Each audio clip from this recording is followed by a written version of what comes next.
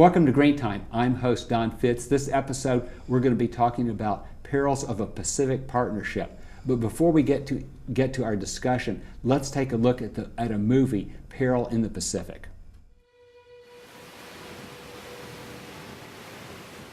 This is a story about peril in the Pacific. It's the story about a new U.S.-sponsored trade agreement called the Trans-Pacific Partnership.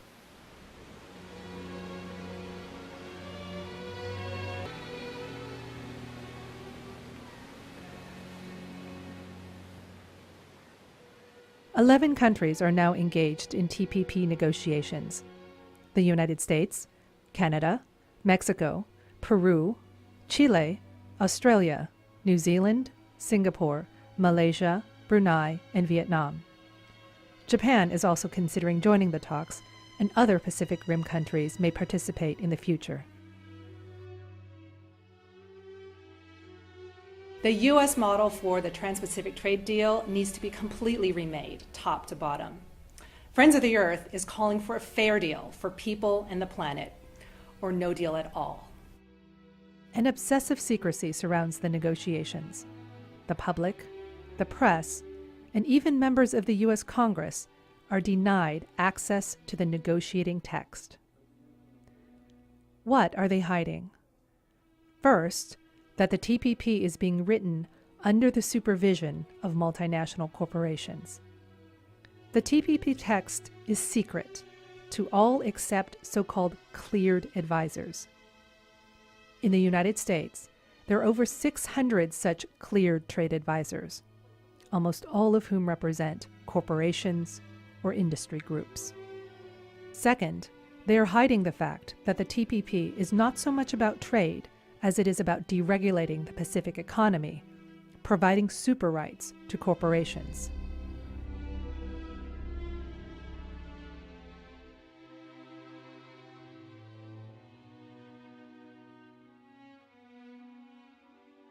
On the morning of Wednesday, June 13, 2012, the TPP investment chapter was leaked. The investment chapter is perhaps the most important and the most dangerous section of the whole agreement. The leaked text put authority over environmental and climate policy into the hands of business-friendly international tribunals, many of them convened by the World Bank in Washington, D.C. And so what do the corporations affected do? They run to these international trade courts and try to become more powerful than governments themselves. They try to essentially replace democracy and public policy with the rules that the corporations write. Corporations would like to just fight these battles with high-priced lawyers in closed rooms in Washington, D.C.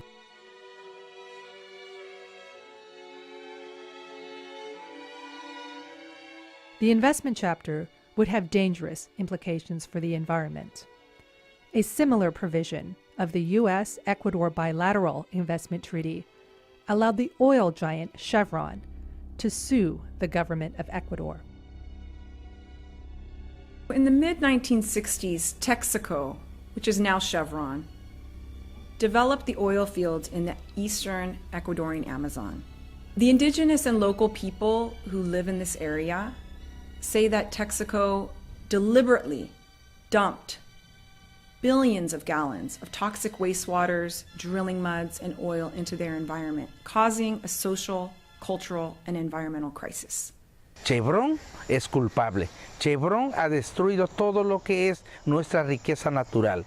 This area was a pristine rainforest, one of the most ecologically diverse places on the planet, and the homeland to many indigenous cultures.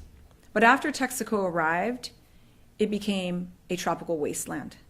Literally, they would drill for oil and dump the formation waters, the drilling muds. They would just dump them into unlined waste pits, hundreds of unlined waste pits, Olympic-sized pool unlined waste pits. And of course, because it's a rainforest, these waste pits would overflow into rivers and streams, causing what experts say is a rainforest Chernobyl.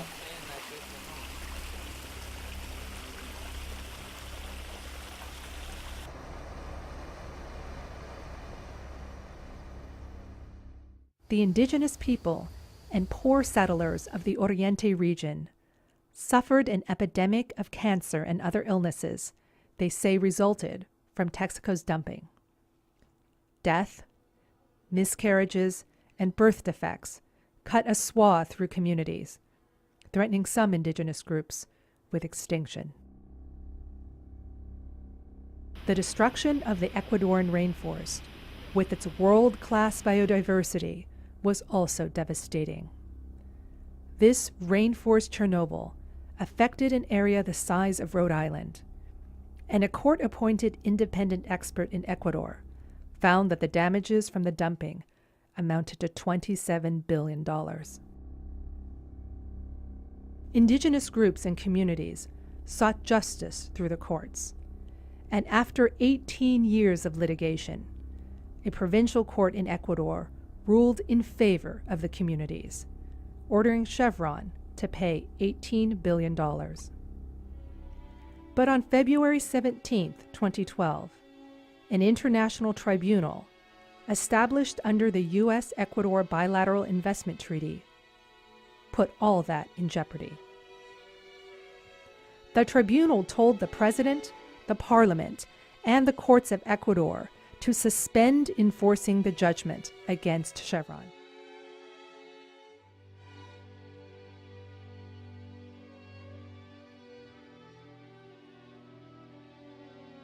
People around the world, wherever I travel, are dismayed by the Chevron Tribunal's actions.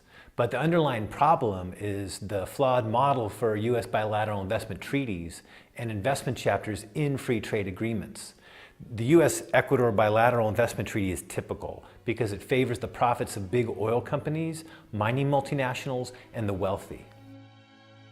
So why is it that the people that have suffered the most, the local and indigenous populations, why is it that they don't have a voice at the International Investment Tribunal? Why is it that U.S. policy favors financial interests and big corporate interests like those of Chevron over those of the people or the environment? The overreaching of the Chevron Tribunal should be a warning to negotiators from the United States and other Pacific countries as they meet in coming months to fashion a Trans-Pacific Partnership trade agreement. The investment chapter of the proposed Trans-Pacific Partnership would in effect create a separate court for capital. Now, the arbitrators or the judges in these tribunals are typically international commercial lawyers who may one day serve as independent, quote-unquote, arbitrators, and then on the next day return as corporate counsel. The other thing is that most arbitrators are actually from the United States and Western Europe, while most of the defendants are from the Global South. And so I call this a kangaroo court. The TPP investment chapter would provide greater rights for foreign investors. These super rights for big oil, big pharma, and Wall Street investors go far beyond domestic constitutional protections of property rights and due process in the United States. In fact, the U.S. already favors property rights and corporate rights far greater than almost every other country in the world. The worst thing about the proposed TPP investment chapter is that it would likely result in crippling awards of money damages against developing countries. Now, developing countries, some of them face billions in liability. And just the fear of such ruinous judgments will force countries to settle investor claims, even the ones that are unjust. Worse, countries will actually back away from instituting new legislation and regulations designed to protect the environment, protect public health, and the public interest. Some people call this the chilling effect. I call it the deep freeze, where you have sovereign democracies that will actually be afraid of regulating for the environment and for people.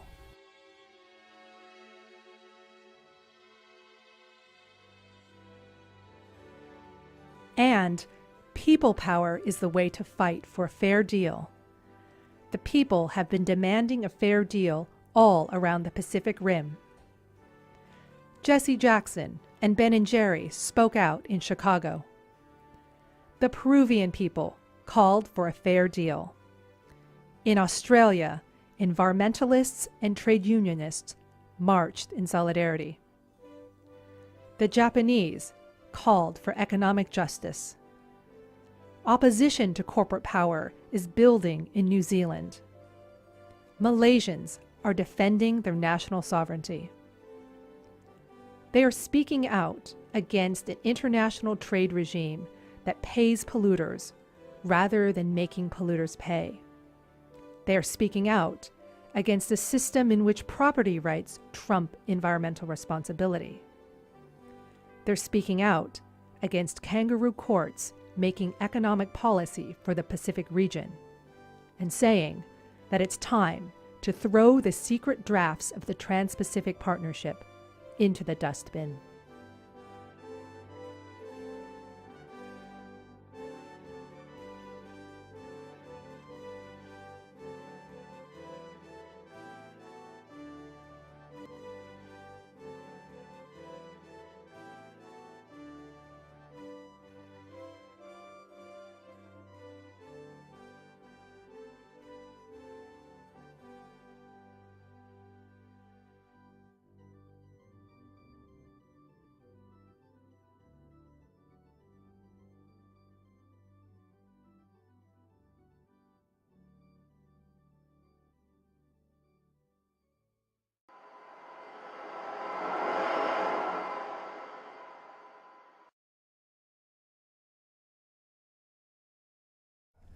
Welcome back to Green Time. I'm host Don Fitz. This episode we're going to be talking about perils of a Pacific Partnership. With me I have a couple of guests who have really thought a lot about the issue of international trade agreements. I have Jillian Severinski with the Interfaith Committee in Latin America. Thanks for joining us, Jill. Thanks for having me. Okay, and I have Mark Strothmann with the Joining Hands Network. And what is Joining Hands Network connected with? We're part of the Presbyterian Church Hunger Program. Okay, and so this has brought you into the whole issue of international trade deals because they have a lot to do with hunger. That's right. In other parts of the world. Joe, would you be able to give us an idea of what the Trans-Pacific Partnership is? I mean, most people I talk to have never even heard of it. Right, so the Trans-Pacific Partnership is a free trade agreement that's currently being negotiated between the United States and 11 other nations. It's a lot of people, well, President Obama said in his State of the Union that it's there to boost American exports, support American jobs, and to help level the playing field. However, a lot of other papers, including one by the Congressional Research Service, is saying that they're calling it the Pacific Pivot, and that the United States government is trying to now focus a lot of our attention on the Asia-Pacific area. And there's a number of reasons for this. Since 2000, Asia has become the U.S.'s largest market for imports, the second largest for exports. We got a lot of stuff from China, don't we? Yes, and they have a lot of emerging economies right now. So we really want to be able to get in there and have our exports.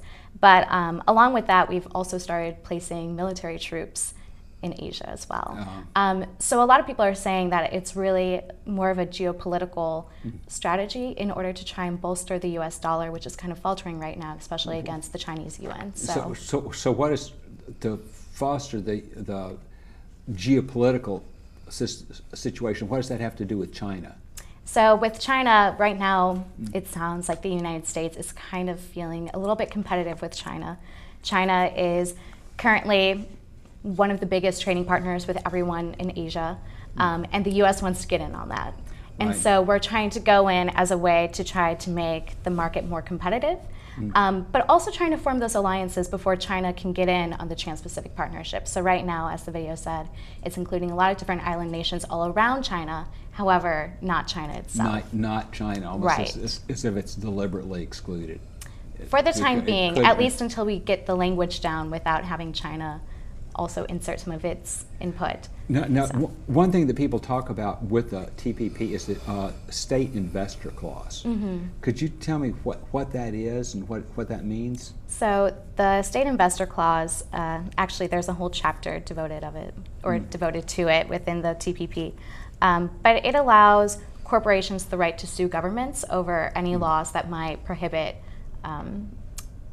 some sort of economic or I'm kind of blanking on the word right now, but a loss of profit or loss of revenue. Right. Okay, And so basically a private corporation can sue a government and force them to change their laws. And this actually happened in El Salvador, didn't it? Yes, there is an ongoing court case, actually there's two, in which two mining companies have sued the government of El Salvador for over 2% of its GDP at this point. And they sued the government because they placed a moratorium on mining. So the country of El Salvador, it's about the size of the state of Massachusetts. It has about 350 people per square kilometer. So we're talking about a really small country that has a very high population density. So this state investor clause can really be something very... Yes, very... and it's because the government placed a moratorium on mining because it was affecting its population and the health and the environment. And now that corporations are allowed to sue governments, over perfectly logical laws that are supposed to protect the public. Right. It's really elevating the rights of corporations so that they're greater than sovereign governments. Okay. Mark, I wanted to ask you, what Jill was talking about, does that have anything to do with why the Presbyterian Church USA became interested in the issue of international trade? I think so, although in my particular case, in the group I work with, we came into the issue sort of through the back door. As I mentioned earlier, we're part of the Joining Hands Network, which is a Presbyterian effort to address the root causes of poverty, we like to say. And about 10 or 12 years ago, the Presbyterians in the St. Louis area were linked together with Peru to work on the root causes of poverty. And I want to mention that the trade agreement that Jill was just talking about also includes some of the countries of South America, Central America, Australia, New Zealand. So it affects Peru too. And so anyway, part of the model of our partnership with the people in Peru is that we ask the people of Peru what they would like for us to work with them on. So it's not imperialistic. We want to come down there and do something for you. We want you to tell us what you want to do. And one of the things they said, we are very much concerned about the lead pollution in a mining town in the Andes Mountains called La Roya. La Roya is the town. What's the name of the company? Doe Run. I think I've heard of that company before. It's a country that's well known here in Missouri. And so it was a very, I call it divine providence that we were linked with Peru because both Peru and St. Louis have a mining company or a smelting company that operates smelters. And so we worked with the people of Peru on the smelters that are causing very bad pollution. Okay. Well, listen, we're going to take a break and take a look at a movie, and we will be back to continue the discussion in just a minute. Welcome back to Green Time. I'm host Don Fitz. We're talking about peril in the Pacific, and I have with me Mark Strothmann, who is with the Joining Hands Network, and I also have Jillian Severinski, who's with the Interfaith Committee in Latin America. Okay, now Mark, you were just finishing up talking about why the Presbyterians, which is the group that you're with, are interested in international trade agreements. Well, to make a long story short, is our relationship with the people in Peru around the lead smelter in La Roya, we working on for a long time. Eventually, the Doe Run Company, well known here to people in Missouri, decided that it was going to sue the country of Peru under the Peru-American Free Trade Agreement, similar to what Jill was talking about in the potential TPP arrangement. So they're suing, Doe Run is suing Peru right now in an active case, and it all has to do with Peru's insistence that they fulfill environmental regulations that they agreed to when they took over the plant. So that's very important. And they're objecting to that, and they're trying to sue the government instead. Is this likely to become more important? I mean, this general issue of mineral extraction and metals extraction likely to become more important? Will we need that more for the economy as time goes on? I think so. I think one thing that we often forget about when we're talking about extraction and this is that there are a large number of different kinds of minerals that are being extracted, not just lead or gold, all kinds of minerals, kind of obscure minerals that we're using now in things like cell phones and batteries and computers all that, also. Computers. It's not just Latin America, it's Africa and Asia and all over the world. And these are essential for our modern society, our modern technological society. And so you know, people who are mining want to be able to control those minerals and Right. be able to use them. Now what's the connection between all of this and climate change? Well, in the case of Peru, the climate change is melting the glaciers. Peru has something like over 90% of all the tropical glaciers in the world high up in the Andes Mountains, and they depend on the melting of the glaciers every year to provide their water. And as the glaciers disappear, they're going to be losing water. And then, of course, you get into the kind of conundrum of if mining industries come in, they use a lot of water, and So they use people's water. Industrial agriculture starts using a lot of water, and yet the water supply is diminishing because of global warming. Absolutely. And if I can mention something as well, in Peru, with the case of Doran and in the Andes, it's usually the indigenous populations that are most affected when it comes to mining and extractives. And also when you have free trade agreements that kind of give the go-ahead to do a lot of this, it's usually the indigenous populations then that have to deal with the consequences. And it's the same with climate change. So if the climate's slowly changing, most indigenous populations rely on the land for their food, for their agriculture, for their way of life. And they're the ones who have to deal with it. Right, and that's that can be really rough. Now there's something, another issue of the TPP and all the free trade agreements, which is intellectual property rights. Now, how does that fit into things like medication? Right. So with the intellectual property rights, with the TPP, the United States is looking to make very strict laws about that. And so Doctors Without Borders has come out very, very against it. So has a lot of the American medical associations, mostly because they're looking to increase the patent times to at least 20 years and also make it easier for certain companies to obtain patents, or if you alter some sort of medication very slightly, even if it doesn't really have any, different effect on the body, any therapeutic benefit, you can start patenting these different medications. Right. So if there's a patent, then that prohibits generic competition.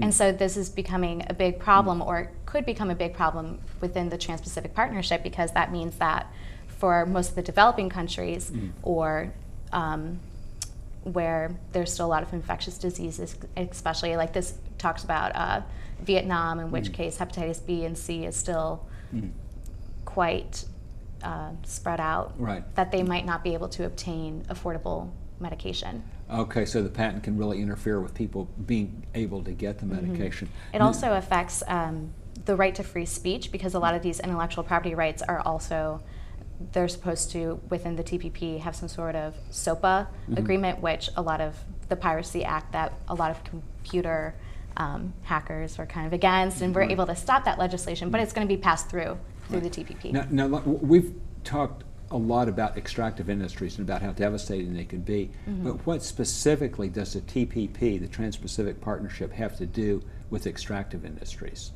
Well, I don't know if you can say that the TPP necessarily has something to do with it, but with free trade agreements in general, and especially when they include investor state laws, that basically gives the go-ahead to a lot of extractive industries to set up business. And this has been seen a lot with NAFTA and CAFTA, with the U.S. American. But with the state investor clause, like the Doe Run case, there's been over 450 cases against 89 governments, and the 70% of the money that are paid out of governments over these state investor clause are going to oil, gas, and mineral companies. Listen, we just got less than a minute to wrap up. Mark, in about 15 or 20 seconds, what do you think are the most important thing for the viewer to take with them about the problems with the TPP? Well, I think the most important thing we want to have people to do now is to try to stop the fast tracking of TPP through the U.S. Congress. So we'd like people to urge their Congress people and senators to vote no on fast track. Yeah, okay. Jill, in about 5 seconds. Get the word out and talk to your legislators. Get the word. I want to thank both of you for participating in this episode. I want to thank our viewers for tuning us in, and I want to urge everyone to tune in Green Time at the same time next week, which will be on the same station of KNLC.